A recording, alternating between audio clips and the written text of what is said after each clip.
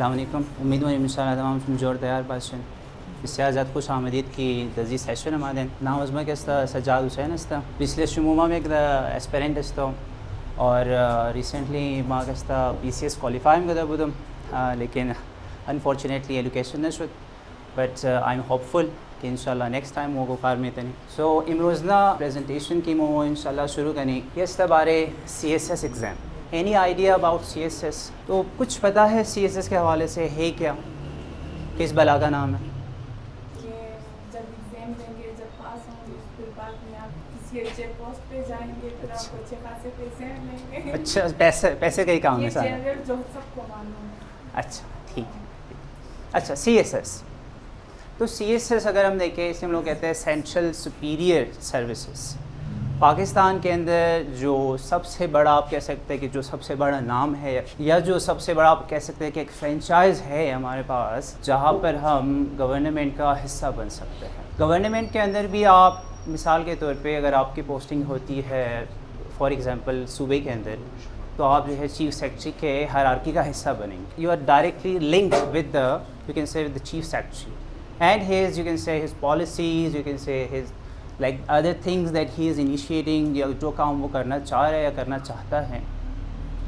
इसके अलावा पाकिस्तान के अंदर मेरे ख़्याल में जो फ़िलहाल जो हालात है हमारे पास, जिस तरह के हमें हालात का सामना है, तो हमारे पास यही एक मौजूदा एक प्लेटफॉर्म है जहाँ पर हम अपने लिए या अपने कौम के लिए या अपने मुल्क के लिए कुछ ना कुछ हम काम सर अंजाम दे सकते हैं। तो इस CSS का जो एग्ज़ाम है ये हर साल फरवरी के महीने में कभी 14 को कभी 13 को, तो यही आपको याद रखना चाहिए कि सेकंड वीक ऑफ फेब में ये हर साल होता रहता है और ये कंडक्ट होता है फेडरल पब्लिक सर्विस कमीशन के अंडर। इसके अगर जनरल ओवरव्यू की बात करें तो हमारे पास जो है ऑप्शनल सब्जेक्ट्स होती है और इसके साथ साथ कंपल्सरी सब्जेक्ट्स होते हैं जिसमें आपने एग्रीगेट यानी कम से कम आपने 50% नंबर लेना हो। मज़ीद हम लोग डिटेल के में जाएंगे। तो CSS के हवाले से ये फ़िलहाल हमारे पास जो मौजूदा शक्ल है, जो लास्ट रिफॉर्म्स आई थी FPSC की तरफ से 2019 में, फ़िलहाल कोई भी कैंडिडेट जिसने बैचलर्स की डिग्रीज़ के पास मौजूद हो वो इस इम्तिहान के काबिल है, वो ये इम्तिहान दे सकता है। और आपके पास 3 अटैम्प्ट्स होती हैं। इस 3 अटैम्प्ट्स में आपने इस एग्ज़ाम को आप क्लियर कर सकते हैं। इसके अलावा कुछ रिफॉर्म्स अभी कल परसों एक रेजोल्यूशन पास हुआ है जो फ़िलहाल सिर्फ एक रेजोल्यूशन है, जो आप कह सकते हैं एक ड्राफ्ट की शक्ल में है। आगे इसके ऊपर कुछ इम्प्लीमेंटेशन होती है नहीं होती, ये बात का काम है। तो यहाँ पर जितने भी एस्पिरेंट्स बैठे हुए अल्हम्दुलिल्लाह आप सब आपके पास बैचलर डिग्री होगी। आप ख़ुद भी बैचलर हैं और बैचलर डिग्री भी आपके साथ ऐसे ही है, ठीक है। तो 3 अटैम्प्ट्स होती है हमारे पास। इस 3 अटैम्प्ट्स में हमारे पास जो पहला अमल होता है इसमें बेसिकली 4 जो आप कह सकते हैं अहम मराइल है हमारे पास, जिसमें MPT है, MPT के बाद रिटन एग्ज़ाम है, रिटन के बाद जो है फिर अगर आप क्वालिफाई कर जाते हैं फिर साइकोलॉजिकल होगा, फिर इसके बाद जो है फाइनल इंटरव्यू की तरफ आप लोग जाएंगे। एक CSS स्पेशल भी कंडक्ट किया गया था 2023 में, क्योंकि बलूचिस्तान के अंदर स्पेशली बलूचिस्तान के ही हालात को देखते हुए एक स्पेशल CSS FPSC ने कंडक्ट किया था ताकि बलूचिस्तान के अंदर जो वैकेंट्स पोजीशन थी उनको फ़िल किया जा सके और जिनकी ऊपर एलोकेशन ये पिछले 2-3 दिनों में हो चुकी है। और अल्हम्दुलिल्लाह हमारी कम्युनिटी से जो है उसमें बच्चियों ने जो हमारी कौम की बेटियों ने जो है उसमें ज़्यादा कामयाबियाँ ज़्यादा हासिल की है। इंशाल्लाह उम्मीद है कि जो आपका बैच होगा या आप लोगों में से भी इंशाल्लाह अगले साल में से भी एलोकेशन होगी इंशाल्लाह। तो सिविल सर्विसेज किसी भी मुल्क के अंदर जो है अगर आप देखें हमारे पास 3 ब्रांचेस होती है हुकूमत के उमूर को चलाने के लिए। एक एग्जेक्टिव का पैनल होता है हमारे पास, फिर जुडिशरी होती है हमारे पास और पार्लियामेंट। अब CSS का काम है वो एग्जेक्टिव के साथ होता है। एग्जेक्टिव की जो पॉलिसियाँ होती है, एग्जेक्टिव जो पॉलिसीज़ मुल्क के अंदर इनिशिएट करती है, कोई नई ड्रास्टिक चेंजेस आती है या मुल्क के अंदर जो डेवलपमेंट को जो है आप इंक्रीज़ करना चाहते हैं या उसको जो है आप अचीव करना चाहते हैं अपने मुख्तलिफ गोल्स को रखते हुए, तो हम इसी ब्यूरोक्रेसी का ही सहारा लेते हैं। ब्यूरोक्रेसी की अगर हम लोग बात करें तो सबसे पहले ब्रिटिश दौर में जो कॉलोनियल एरा था, जब हमारे पास यूनाइटेड इंडिया का एक कॉन्सेप्ट मौजूद था, तो सबसे पहले वहाँ पर इंट्रोड्यूस हुआ सिविल ब्यूरोक्रेसी का। ब्रिटिश अपने साथ ये सारा सेटअप लेके आए थे इस सब कॉन्टिनेंट के अंदर।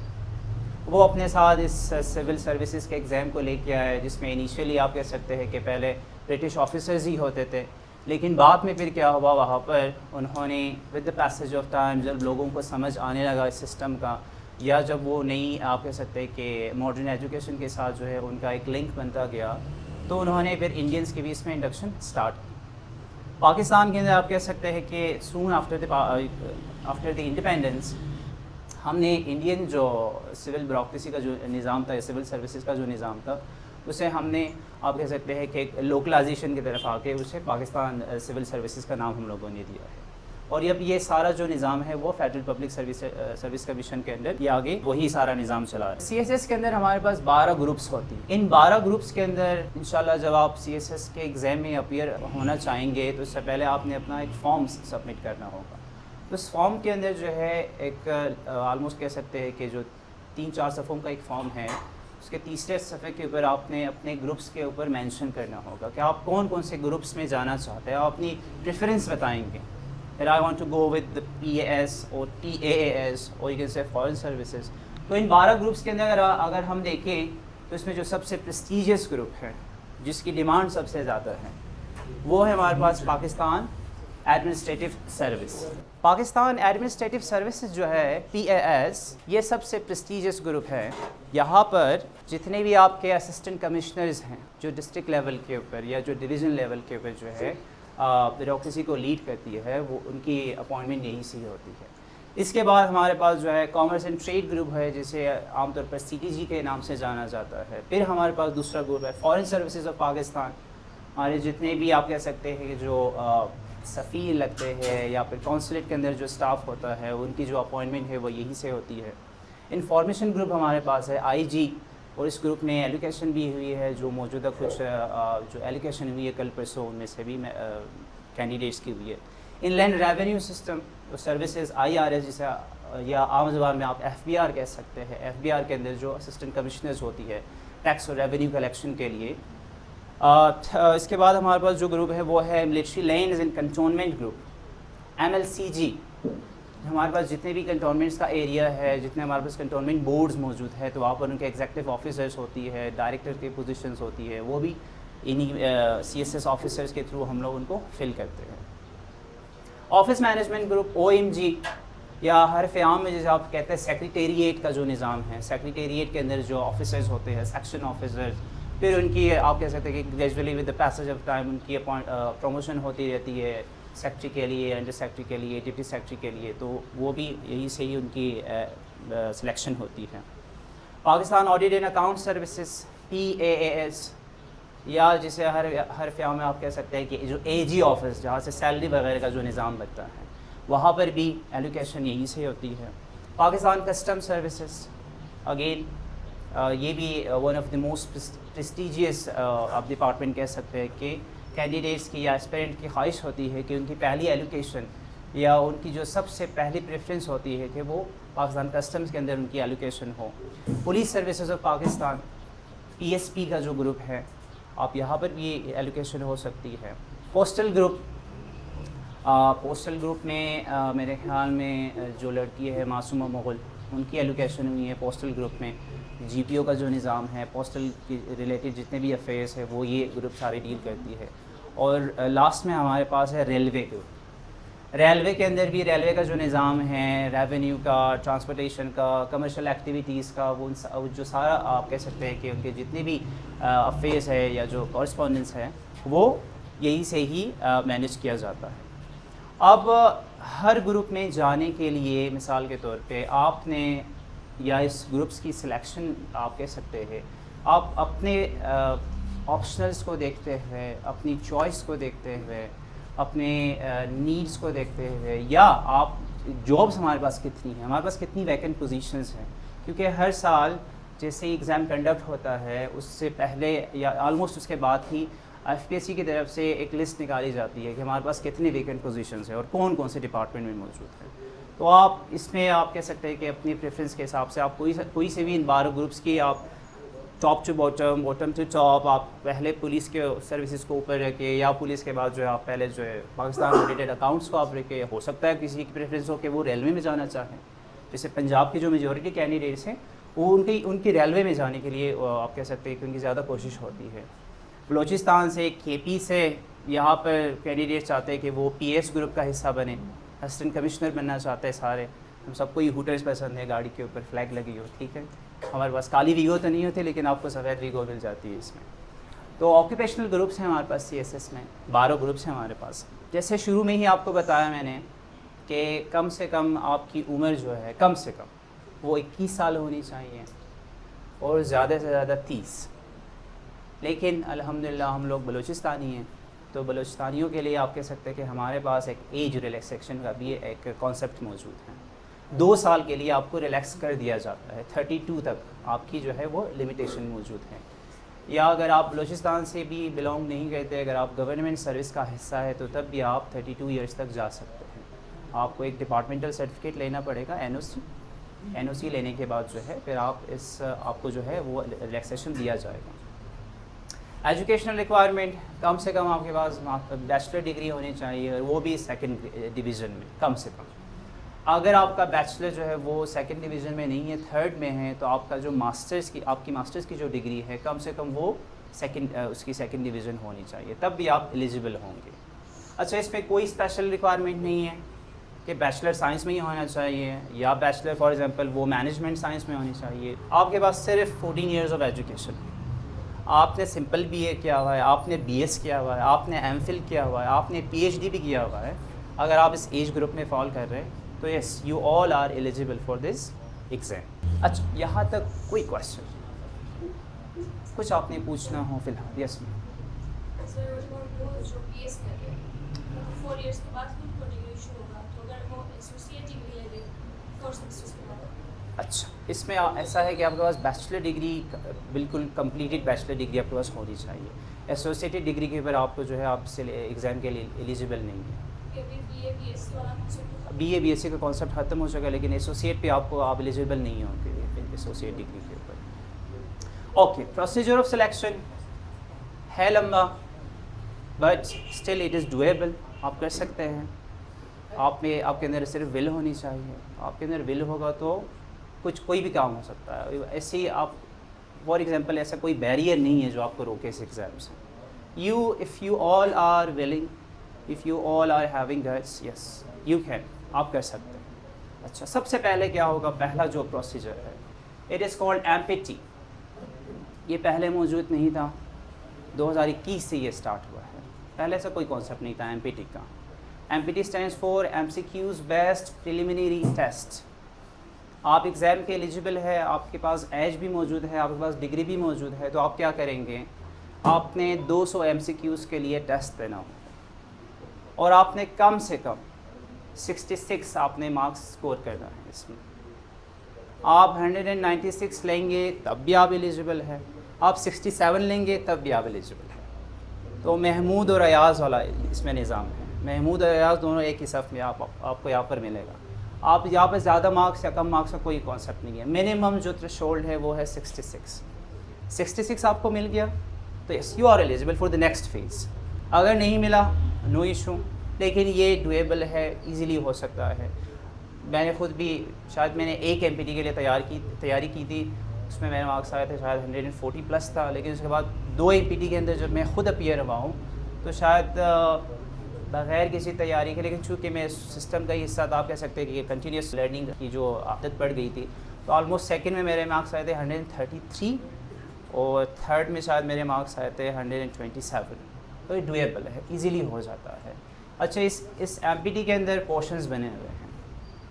उर्दू का पोर्शन है, इसमें मैथमेटिक्स का पोर्शन है, इसमें साइंस का पोर्शन है, करंट अफेयर्स का पोर्शन है, इस्लामियात का पोर्शन है, इसके अलावा पाक अफेयर्स का पोर्शन है। पाक अफेयर्स में भी हमारे पास जो प्री पार्टीशन और पोस्ट पार्टीशन दोनों का आप इसमें कम्बिनेशन है। टोटल हमारे पास 200 MCQs होती। तो इसके लिए आप कह सकते हैं जो बेस्ट सोर्स है वो ये है कि आप अपनी जीके को स्ट्रॉन्ग करें।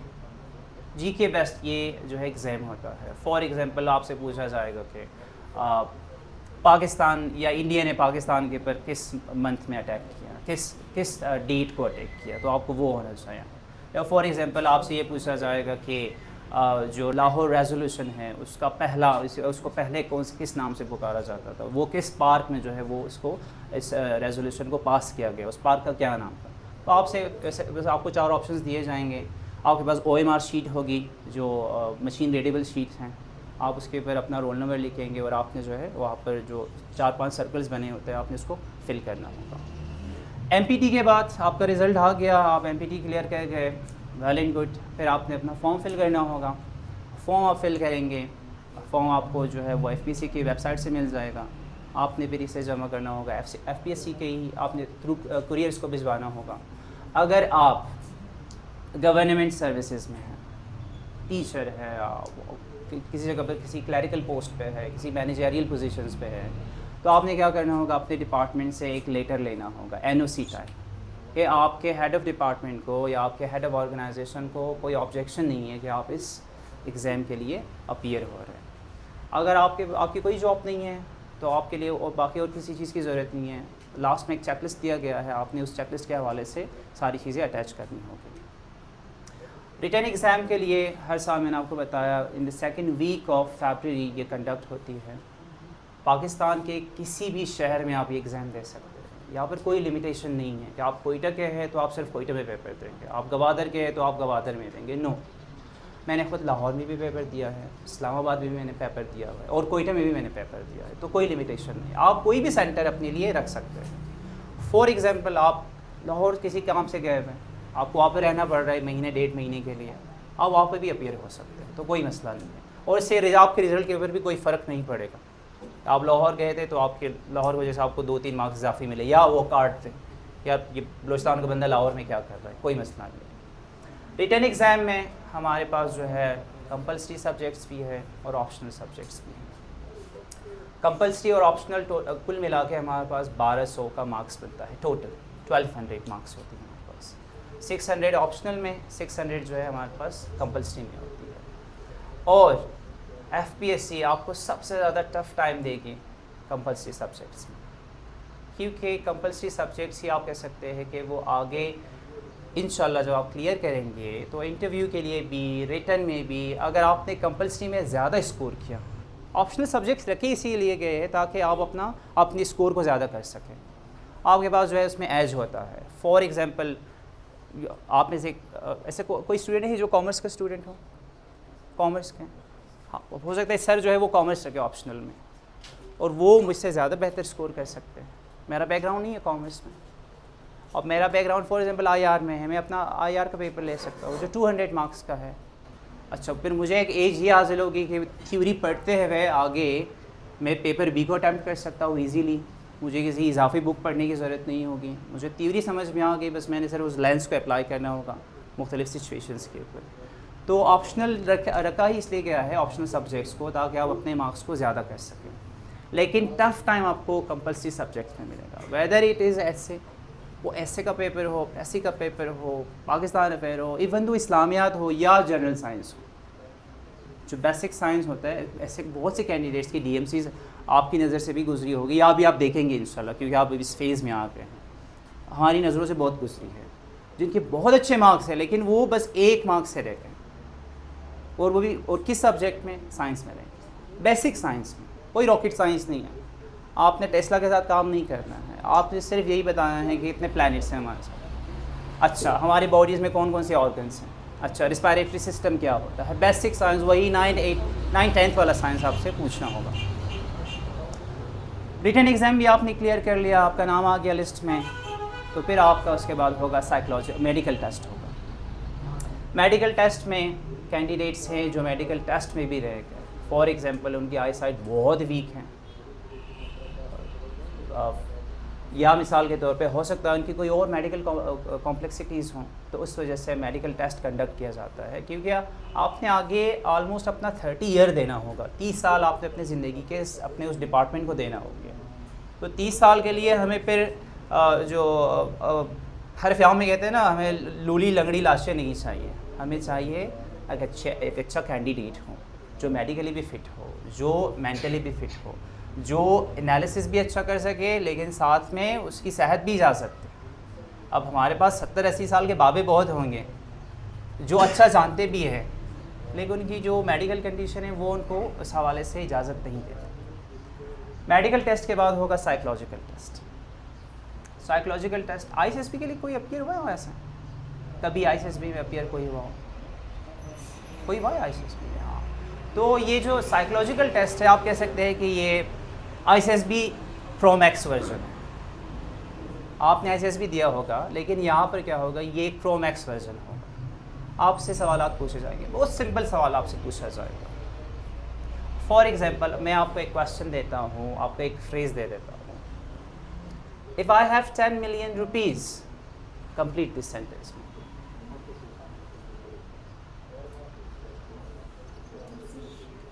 I will see what I can do.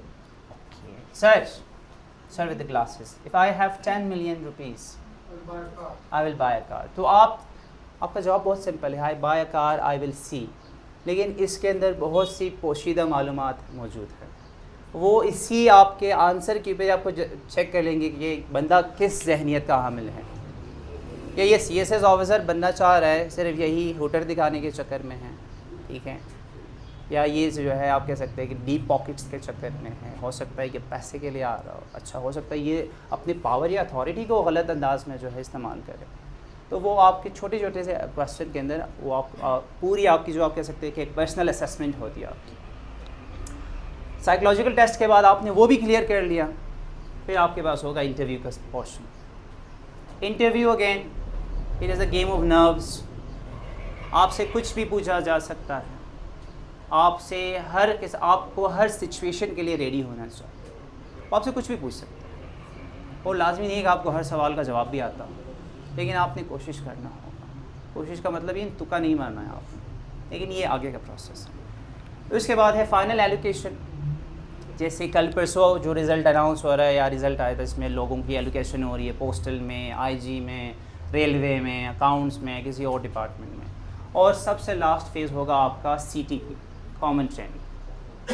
Her CSS pass officer को 6 महीने के लिए एक ट्रेनिंग सेशन से गुजरना होगा। ये लाजमी है। आपने फॉरेन सर्विसेज में जाना है, आपने अकाउंट्स में जाना है, आपने पोस्टल में जाना है, आपने रेलवे में जाना है, आपने इंफॉर्मेशन ग्रुप में जाना है, आपने मिलिट्री लैंड्स या कंटोनमेंट ग्रुप में जाना है, किसी भी ग्रुप में आपने जाना हो, आपने 6 महीने की ट्रेनिंग लाजमी करनी है, जो होगी पाकिस्तान सर्विसेज एकेडमी लाहौर में। वहाँ पर आप ट्रेनिंग करेंगे, फिर उसके बाद आपकी स्पेशलाइज्ड ट्रेनिंग स्टार्ट होगी फील्ड रिलेटेड। रेलवे है तो आपको रेलवे हेडक्वार्टर भेजा जाएगा, पुलिस में है आपको इस्लामाबाद भेजा जाएगा। आप फॉर एग्जांपल अगर आप मज़ीद एडमिनिस्ट्रेशन के अंदर है तो आप लाहौर में ही मुख्तलिफ दूसरे और ट्रेनिंग सेंटर्स है, आपको आकर भिजवाया जाएगा। रिटन एग्जामिनेशन आपको मैंने डिटेल में बताया हुआ है। 1200 का टोटल इसमें मार्क्स होता है। 600 जो है ऑप्शनल और 600 जो है हमारे पास कंपल्सरी होती है। कंपल्सरी सब्जेक्ट्स इंग्लिश ऐसे जो आप कह सकते हैं कि सबसे ज़्यादा टारगेट भी यही होता है, और अगर आपने ऐसे क्रैक कर लिया तो आपके लिए कोई मसला नहीं। ऐसे के बाद हमारे पास इंग्लिश प्रेस एंड कंपोजिशन। ये सारा जो कोर्स है ये बैचलर डिग्री का ही कोर्स है। इसमें आपसे थीसिस नहीं लिखवाया जाएगा, आपने कोई रिसर्च कंडक्ट नहीं करना है। बैचलर डिग्री को हासिल करते हुए जो बहुत बेसिक चीज़ें आपने सीखी थी कॉलेज लेवल पे या यूनिवर्सिटी में, आपने उन्हीं चीज़ों को दोबारा रिवाइज करना होगा, लेकिन CSS वाला लेंस लगाना पड़ेगा आपको, वो कॉलेज वाला लेंस लगाना नहीं पड़ेगा। जनरल साइंस एंड एबिलिटी 60-40 आप कह सकते हैं। 60 नंबर जो है वो साइंस वाले पोर्शन का होता है और 40 नंबर एबिलिटी पोर्शन। एबिलिटी उसमें अगेन मैथमेटिक्स होती है, मैथमेटिक्स के अंदर भी बेसिक मैथमेटिक्स होती है, और एबिलिटी पोर्शन होता है जिसमें कुछ logical reasoning, IQ related questions आपसे पूछे जाएंगे। Current affairs, what is happening in the region, what is happening you can say in international political environment, what is happening in Pakistan, for example what is happening in Balochistan, आपने link बनाना होगा। क्यों हो रहा है? बलोचिस्तान में insurgency है क्या? बलोचिस्तान में इंसर्जेंसी है या नहीं? होगी। क्यों है? तो आपने रूट कॉजेज़ बताने होंगे। क्यों है, वजह क्या है? Islamia Pakistan affairs, pre partition, post partition and current on going issues of Pakistan. अब चाहे वो सिक्योरिटी सेंट्रिक हो, चाहे वो फाइनेंशियल सेंट्रिक हो, चाहे वो इकोनॉमिक सेंट्रिक हो, चाहे हो सकता है वो डेमोग्राफी सेंट्रिक हो, कोई भी इशू पाकिस्तान का आपने पाकिस्तान अफेयर के पेपर्स में जो है उसको देखना होगा। और इस्लामियात का पोर्शन, अगर आप नॉन मुस्लिम हैं तो आपके लिए इस्लामियात लाजमी नहीं है, आपके लिए एथिक्स का पेपर होगा, लेकिन मुस्लिम्स के लिए आपने इस्लामियात का पेपर ही अटैम्प्ट करना होगा। अच्छा, कंपल्सरी और ऑप्शनल सब्जेक्ट्स में आपको रिटन के 80 मार्क्स होंगे और 20 नंबर का जो आपके पास ऑब्जेक्टिव का पोर्शन होगा। आपके पास 20 MCQs होंगे हर पेपर में, सिवाय ऐसे के पेपर। ऐसे के पेपर के अलावा बाकी हर पेपर में आपको 20 MCQs मिलेंगे। वो आपको प्रेस कंपोजिशन में मिलेगा, उसमें आप कह सकते हैं कि वोकैबुलरीज होंगी, sort of advance vocabularies. General science में भी होगा, करंट अफेयर, पाकिस्तान अफेयर, इस्लामियात और जो हमारे पास ऑप्शनल सब्जेक्ट्स हैं। ऑप्शनल सब्जेक्ट्स हमारे पास बहुत सारे हैं। आप अपने प्रेफरेंस के हवाले से, आप अपनी सोच के हवाले से, आपकी इंटरेस्ट किस चीज़ में है, अपने इंटरेस्ट के हवाले से आप मुख्तलिफ़ सब्जेक्ट्स ले सकते हैं। हमारे पास 200 का भी इसमें ऑप्शन है ऑप्शनल सब्जेक्ट्स में, और इसके अलावा 100 का तो बहुत ज़्यादा है हमारे पास। आपने 6 लेना होंगे और ये आपकी इसकी कंप्लीट लिस्ट आपको मिलेगी FPSC के वेबसाइट के ऊपर। साइकोलॉजिकल टेस्ट, अब देखें, जैसे ये क्वेश्चन दिया गया, if you could be an animal for 5 minutes which of the following you prefer to be. Sir, इन 4 में से आप कौन सा ऑप्शन सेलेक्ट करेंगे? ABCD? A। Sir Asif? Third one C। Okay sir, last B। तो आप ये जो साइकोलॉजिस्ट वहाँ पे बैठा है वो बताएगा कि C, जिस बंदे ने C सिलेक्ट किया है उसकी कौन सी ट्रेड्स है, उसके अंदर कौन से खवास पाए जाते हैं उस बंदे की, या उस C ऑप्शन के साथ हो सकता है उसकी पर्सनैलिटी की आपके कंप्लीट एक ओवरव्यू आपको उसको मिल जाए। तो एक साइकोलॉजिकल टेस्ट होगा। साइकोलॉजिकल में सर आपके पास जो है आपको एक शीट दिया जाएगा, आपने उसको आंसर करना ही है।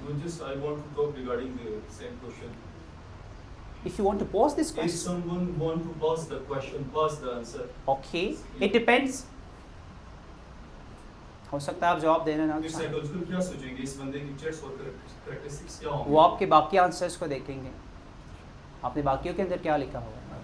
तो पर्टिकुलर क्वेश्चन से नहीं होता। आप कह सकते हैं कि एक उस पूरे सेट के अंदर जो है उनके, आप कह सकते हैं कि उनके पास एक रूब्रिक्स बना होगा, उस रूब्रिक्स के हवाले से जो है वो पर्सनालिटी टेस्ट असेसमेंट करते हैं कैंडिडेट्स की। पर्पस भी यही है, फिटनेस देखना है, पर्सनालिटी देखनी है, कैरेक्टरिस्टिक देखना है, एप्टीट्यूड देखना है कैंडिडेट्स का, किस तरह के बंदे आ रहे हैं। ऑफिसर्स आ रहे हैं, बिजनेसमैन आ रहे हैं हमारे पास, कौन आ रहे हैं, कोई सेपरेट मार्क्स नहीं है इसमें। आपका जो है हॉलिस्टिकली आप सारे असेस होंगे। आप सारों ने इंशाल्लाह, अगर आप सब ने क्लियर कर लिया तो आप सारे अपीयर होंगे। तो आपको एक शीट दिया जाएगा, एक स्पेसिफिक डेट होगा, आपको बुलाया जाएगा, फिर आपने जो है क्वेश्चंस के आंसर देने होंगे ताकि आपके माइंडसेट का पता चल सके कि आप जिस पोजीशन पे जाना चाह रहे हैं आप पब्लिक डीलिंग करेंगे। आप एक इंडिविजुअल नहीं होंगे, आप पूरे, आप कह सकते हैं कि आप ब्यूरोक्रेसी को वहाँ पर जो है रिप्रेजेंट करेंगे। तो उस ब्यूरोक्रेसी को रिप्रेजेंट करने के लिए हमारे पास ऐसे बंदे या ऐसे रिप्रेजेंटर होने चाहिए जो ना सिर्फ लोगों के ग्रीवेंसेस को इशू आप कह सकते हैं सॉल्व कर सकें, वो गवर्नमेंट के जो आप कह सकते हैं कि जो अगराज़ व मकासद है, उनके जो ऑब्जेक्टिव्स है, जो गोल्स है, उसको भी अचीव कर सकें। अगर उसको अचीव करने में कोई मसला पेश आ रहा है तो वो उसको हासिल करने के लिए कौन से ऐसे पैसिव मेथड्स यूज़ करेंगे, रिएक्टिव नहीं, जो एकदम से लोगों के आप कह सकते हैं कि जज्बात को ना बढ़ता है, बट यू कैन से with mindfulness, with tactfulness आप कैसे उन चीज़ों को अचीव करेंगे। तो इसके लिए साइकोलॉजिकल टेस्ट कंडक्ट किया जाता है। इंटरव्यू फेस, आप लोगों में से किसी ने इंटरव्यू दिया है 17 स्केल के लिए, 16 के लिए, चले अपीयर है आप लोग इंटरव्यू में? सर अपीयर है, ठीक है, और ठीक है मैम भी अपीयर हुई है। तो ये वो वाला इंटरव्यू नहीं होगा, ये वो आम इंटरव्यू नहीं होगा, ये एक स्पेशलाइज्ड इंटरव्यू सिस्टम होगा। इसके लिए भी आपने तैयारी करनी होगी, आपने कुछ पढ़ना होगा, ऑल्दो इट इज़ इंटरव्यू, लेकिन फिर भी पढ़ना होगा आपने। और इस इंटरव्यू के लिए अगेन क्यों पर्पज़ यही है, हमारे पास आप कह सकते हैं कि एक कैंडिडेट की स्टेबिलिटी को देखा जाए। मैं आपसे 2-3 क्वेश्चन पूछूँ, आप जो है कांपना शुरू हो जाओ, नर्वस हो रहे हो, कुछ समझ नहीं आ रहा, आप अंडर प्रेशर हो रहे हैं, तो व्हाट विल हैपन, अगर आपकी तरफ एक मोब आ रहा हो, ठीक है, जिंदाबाद मुर्दाबाद 100-200 के करीब लोग, फिर आप उसको कैसे हैंडल करेंगे? आप ऑफिसर्स हैं ना वहाँ पर, आपने तो मोब को हैंडल करना होगा, तो आप कैसे हैंडल करेंगे?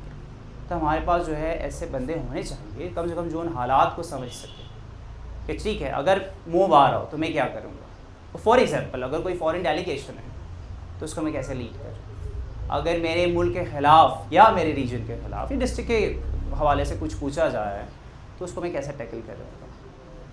इसके अलावा की क्वालिटीज़ एसेस की जाती है, मॉरल एथिक्स, इंटेलिजेंस, हाजिर दिमागी। अब ICSB के अंदर ऐसे क्वेश्चंस पूछे गए फॉर एग्जांपल कि वहाँ पर कैंडिडेट आया हुआ था, वहाँ पर बंदे जो इंटरव्यू ले रहे थे उन्होंने टेबल के ऊपर से माल्टा उठाया और अलमारी के अंदर रख दिया। उन्होंने कहा यार माल्टा कहाँ है। फॉर एग्जांपल अगर यहाँ पर ये बोतल पड़ी हो, अब मैं इसे सर को दे दूँ, बोतल कहाँ पर है,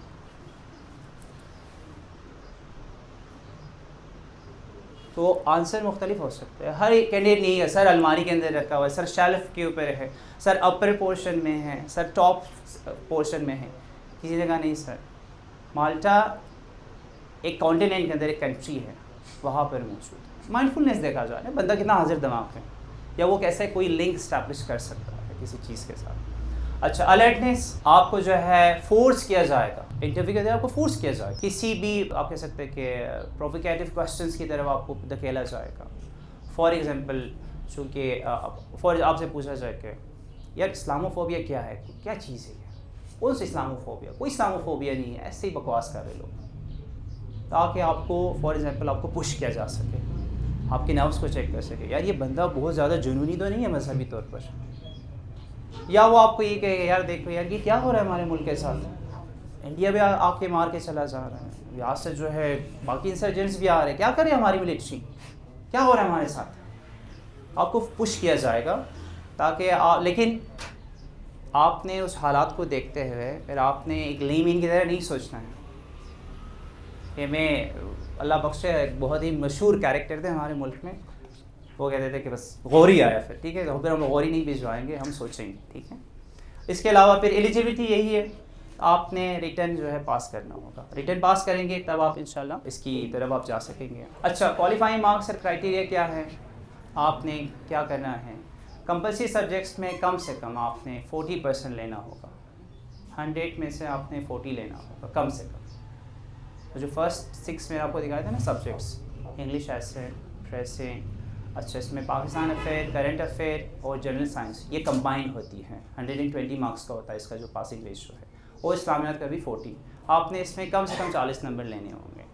ऑप्शनल्स में आपने कम से कम 33% आपने लेना होगा, और ओवरऑल आपने 50%, यानी आप उस वक्त CSS क्वालिफाइड एस्पिरेंट कहलाए जा सकेंगे जब आपने 600 नंबर लिए होंगे, टोटल 1200 कम से कम आपने 600 लेना है।